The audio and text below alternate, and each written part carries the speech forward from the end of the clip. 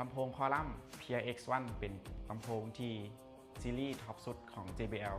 ดอกลำโพงเป็นลำโพง Full Length 2.7 นิ้วที่ให้มาถึง10ดอกและเป็นการออกแบบของ Lyale JBL PRX1 มาพร้อมกับมิกเซอร์ Built-in Magneto ที่มาให้ถึง7 Channel สามารถเชื่อมกับแอป JBL Pro Connect ที่ให้เป็นดิจิตอลมิกเซอร์โดยควบผ่าน iPad ได้เลย โดยการเชื่อมต่อสามารถใช้กับเข้ามาที่ Setting แล้วเข้ามาที่ Bluetooth Control Pairing โดยทำการเชื่อมต่อกับแอป JBL Pro Connect แอป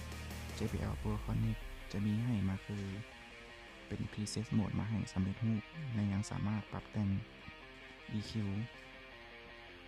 ได้ถึง 4 แบนด์และยังสามารถเลือกควบคุมเอฟเฟกต์บ่ว่าจะเป็นเสียง